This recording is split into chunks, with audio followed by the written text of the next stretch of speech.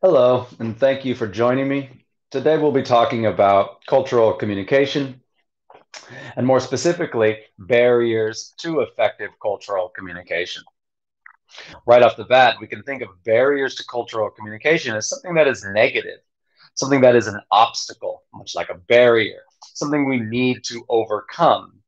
It's like noise in those traditional communication models. Remember, noise is anything that hinders the reception of a message. And so, external noise, some loud music playing in the background, a construction site off in the background, constitute noise. It hinders the reception of a message in any communication interaction. But there's also internal noise, your stomach grumbling. There's mental noise, being preoccupied with something that's going on in your life. There's also cultural noise. And so, language, the use of language. If we don't speak a certain language, or maybe even just certain words or terminology, then that becomes noise by definition, in that it hinders the reception of a message. And so we'll look at cultural barriers today. And I will just say a little caveat here that we will discuss some things that deal with power and inequality, such as generalizations, essentializations, stereotypes, and discrimination, which might be painful for some. But through this pain and through this dialectical tension, we'll hope to move towards a more egalitarian society that is more inclusive, because oftentimes we feel that we have to recognize certain inequalities in order to recuperate the inequality or the equality that has been lost in that situation. And so, interpersonal communication and dyadic effect, if we recall, interpersonal communication is communication between two individuals, oftentimes communication that goes past just transactional norms or getting something done. And so there begins to be a reciprocal effect that happens. If you just meet anybody walking down the street, or walking down the path, or walking through the forest, or on the beach, we tend to mirror the behavior of others just in an effort to communicate effectively.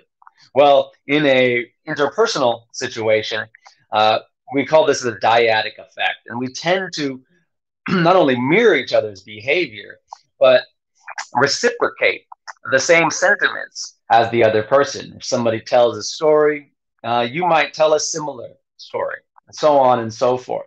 And so we move from the interpersonal behavior to the group behavior or cultural behavior. And so, in an interpersonal dynamic, if you have conflict with somebody, and we've discussed conflict as a series of elements, interaction, there's an interdependence on somebody in a relationship, and then there's a difference in perception that becomes an interference at some point. Well, oftentimes people work it out. Why? Because they care about each other and they understand each other's histories, and they see a relationship going forward into the future. And so that conflict, oftentimes in an interpersonal setting, just strengthens the bond between two people. And they tend to move forward, understanding those differences and oftentimes being better off for it. And so along the way, we start to create culture and we start to connect with not only individuals, but with groups. And we start to have a shared similarity with people that we've never met before. And so we start to see the world in similar ways. Now, this is called enculturation, the ways in which we identify with the cultures that we are in. And so if you identify with your culture, it means that others identify with their culture. And so when two people meet that identify with different cultures, we often talk about this as a cultural clash. And you can see how that notion of a barrier or an obstacle or a tension is right there in that word, culture clash. And so this occurs when we have conflicts over expectations. Again, this word conflict is very negative and pejorative when it's oftentimes just something that's quite natural. we see the world differently than other folks. And so we might try to lighten up the language here and stay away from words like clash or conflict. But nevertheless, this is some of the terminology that's used in the field. And so we start to have individual as well as collective identities. We know who we are, but we also only know who we are in relation to others. And so when we see others that see the world the way we do, communication tends to move more smoothly. If you could just think of the large example of language. When you meet someone who speaks the same language, communication moves much more smoothly. Now, a lot of things are much more subtle and underneath the radar of certain cultural expectations. And so identity and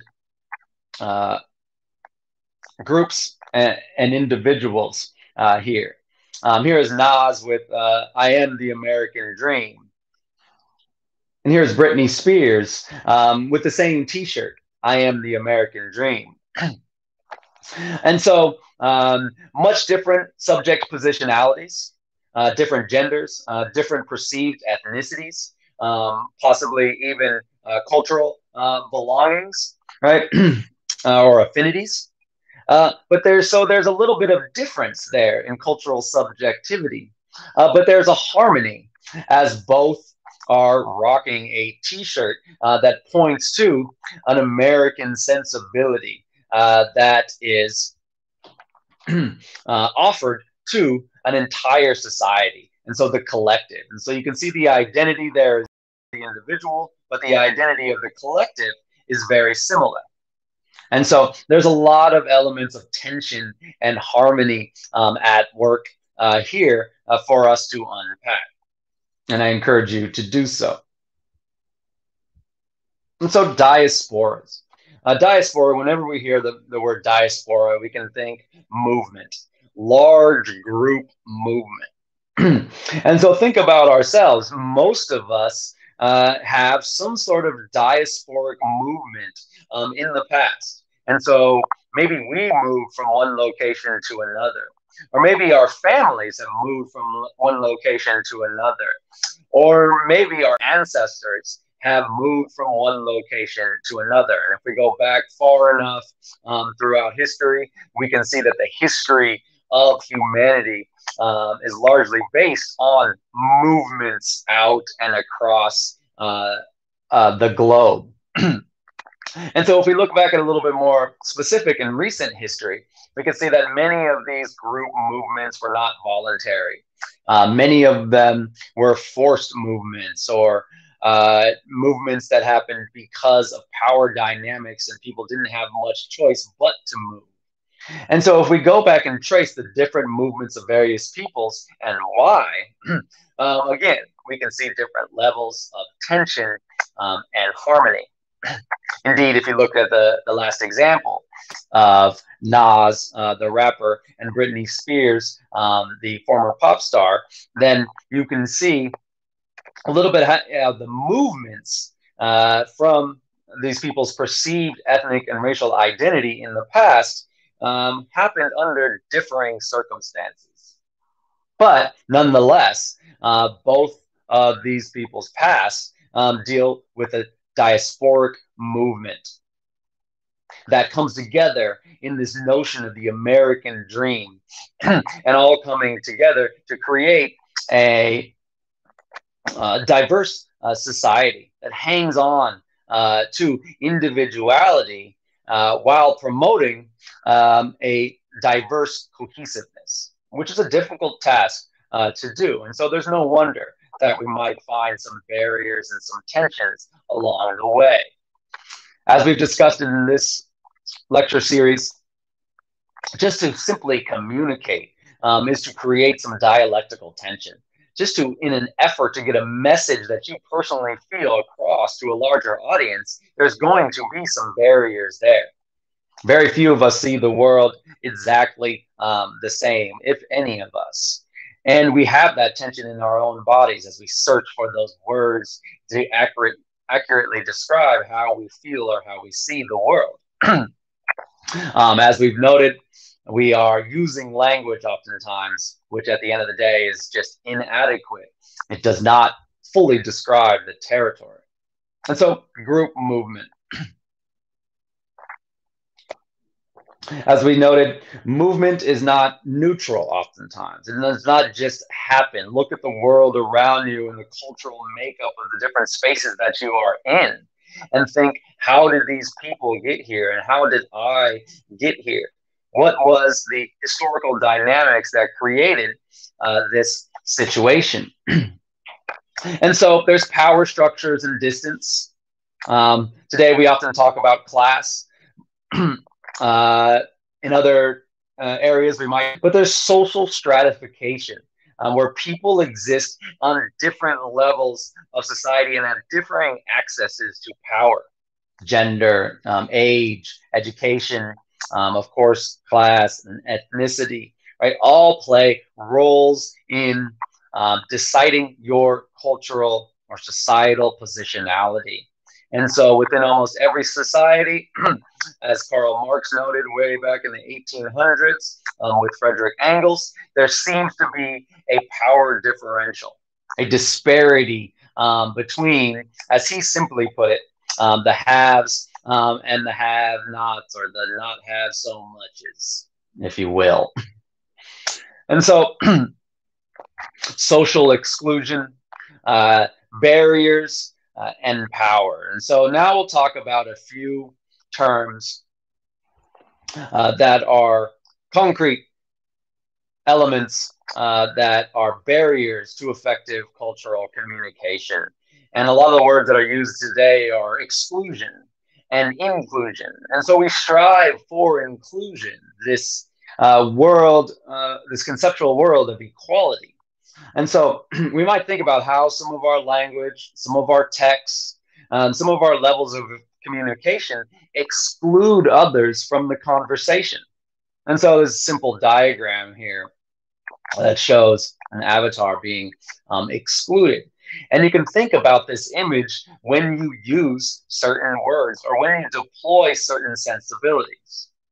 I'll refer to the word essentialization. People become essentialized according to their group belongings oftentimes.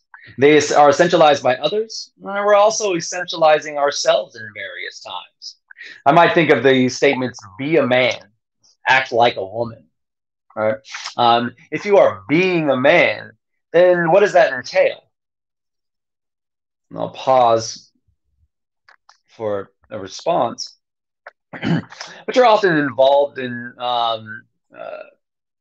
risky behavior, courageous behavior, scientific or leadership behavior.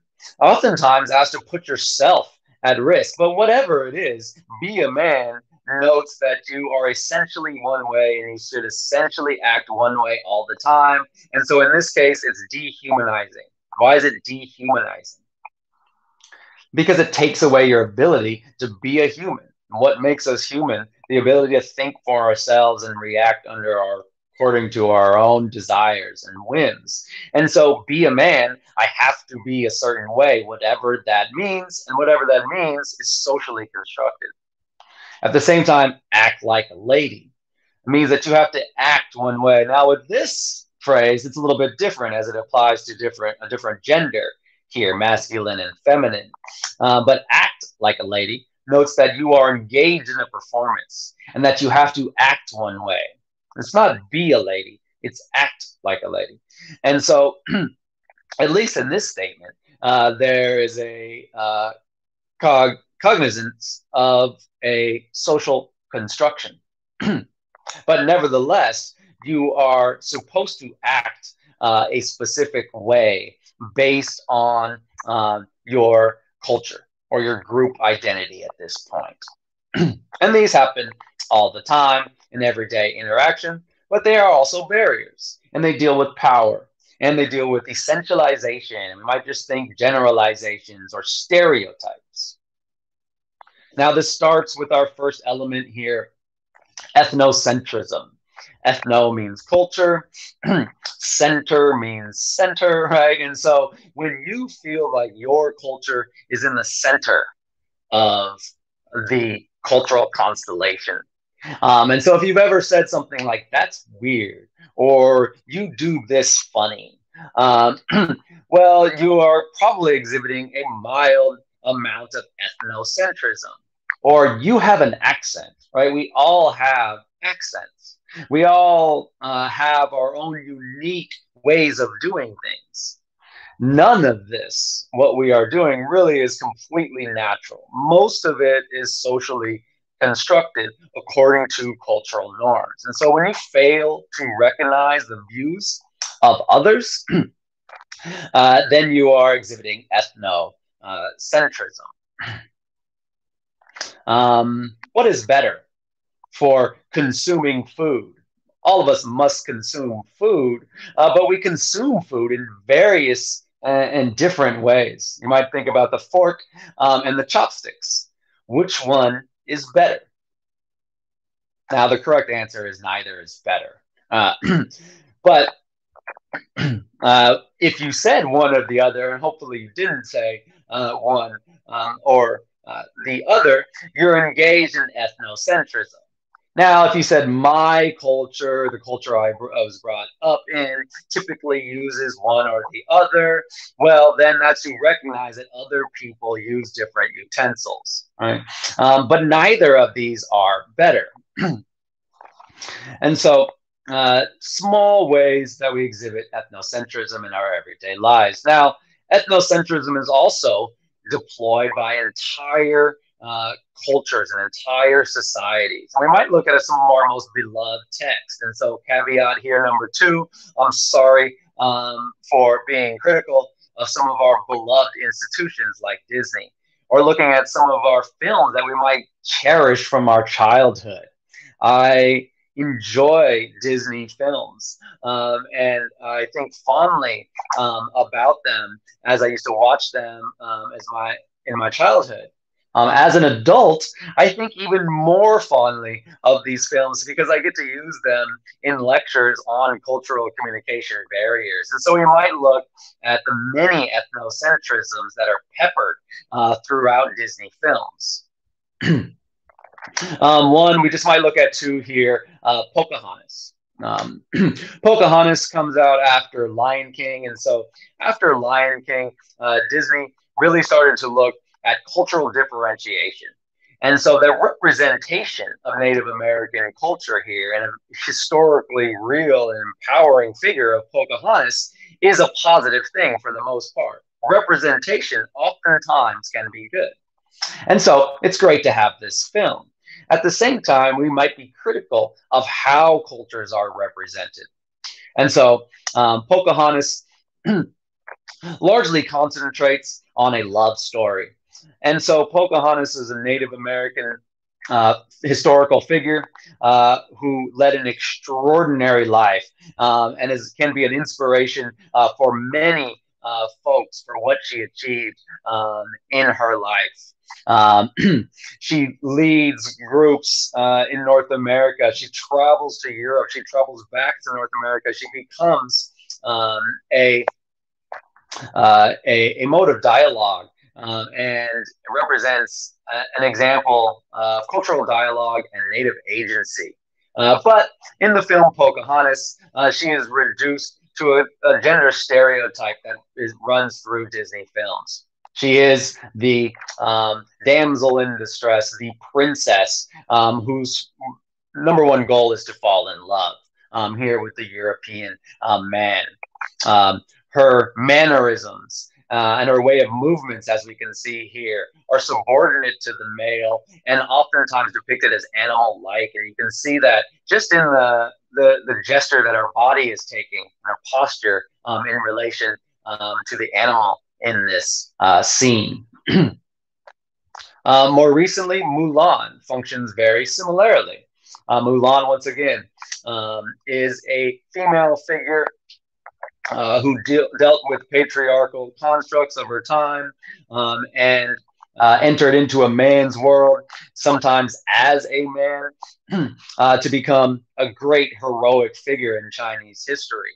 And so in Disney, it's great that we have this representation, but at the same time, we can see her reduced to the tried and true gender construction that Disney adheres to of the princess whose main goal is to search for love. And so I haven't seen the new Mulan. I'm looking forward to seeing that and seeing how they updated the text for the time, or if they updated it.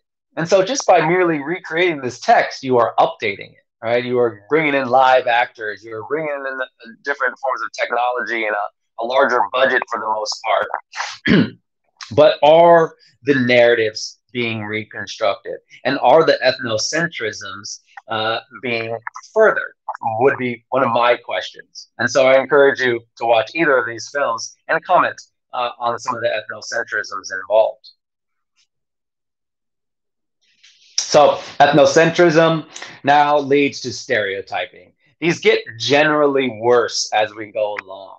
And so some people argue that it is hard not to see the world, or perhaps difficult not to see the world through your own cultural lens.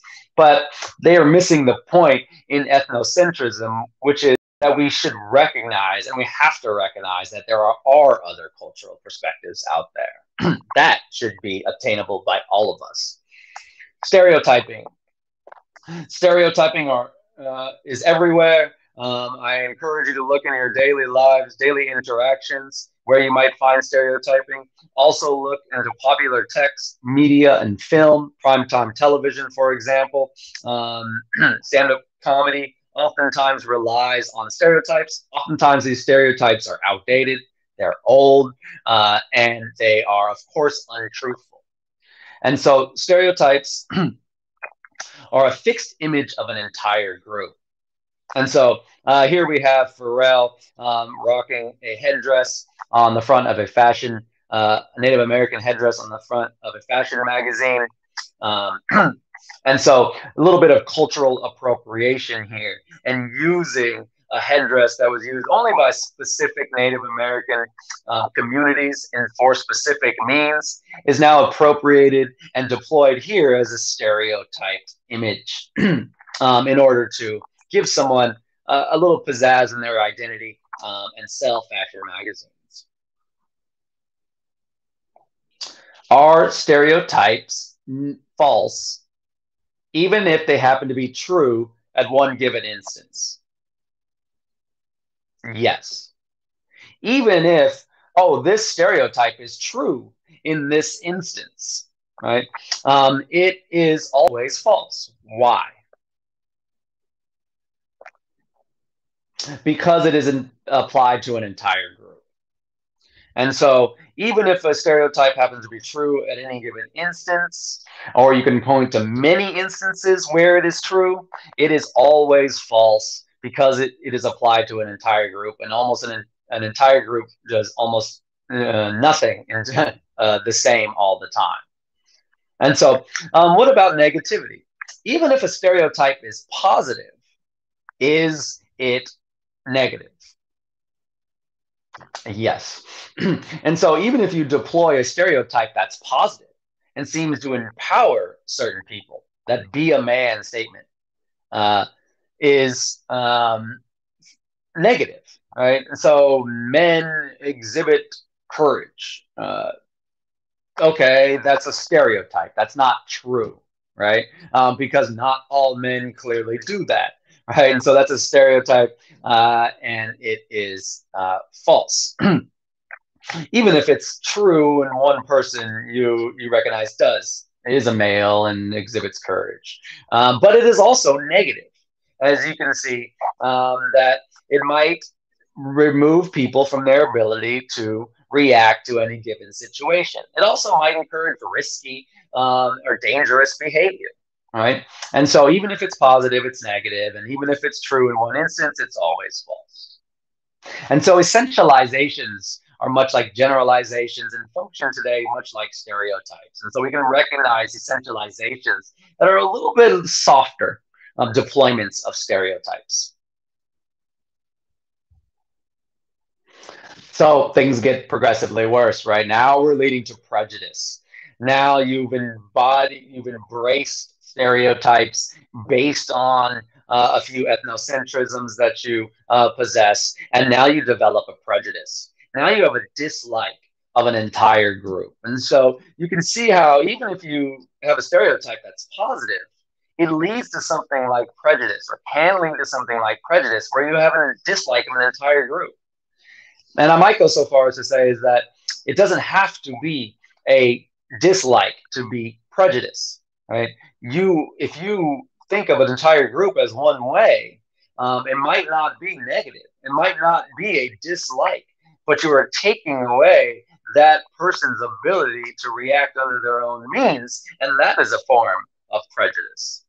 And so, once again, these are everywhere in our society, and they're oftentimes deployed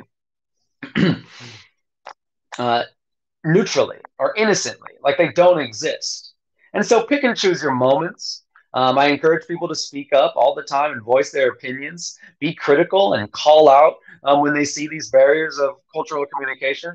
But we pick and choose our battles, and we stay safe in our lives. And so we don't always have to recognize these and name them every time they exist. But I do encourage you to speak up every once in a while and recognize them when they are deployed. There's a lot of examples here from popular culture. This last one is from another. The previous one was from a Disney movie, The Fox and the Hound, which has a stereotype portrayal of Asian identity and culture.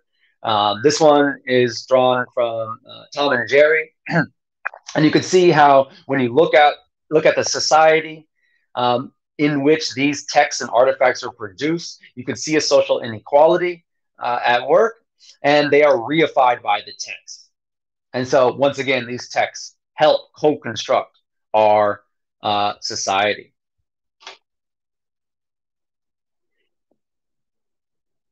And so, lastly, we move to discrimination, xenophobia, and fear. And here we have a film that is at the heart of Hollywood cinema, and it is a racist abomination of a film, The Birth of a Nation. But it's also ingrained in American culture. And so to be critical and to recognize these barriers, I think is the first step to some recuperation here.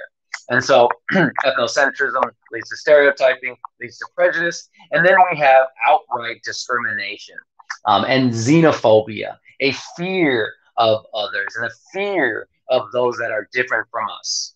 Lastly, as a society, and hopefully in the institutions that you represent and support, we try to strive for inclusive excellence, seeking out different perspectives. Because when we engage in ethnocentrism across the societal level, it's just an anti-intellectual activity. And we're moving further and further away from what we might call the truth. Thank you.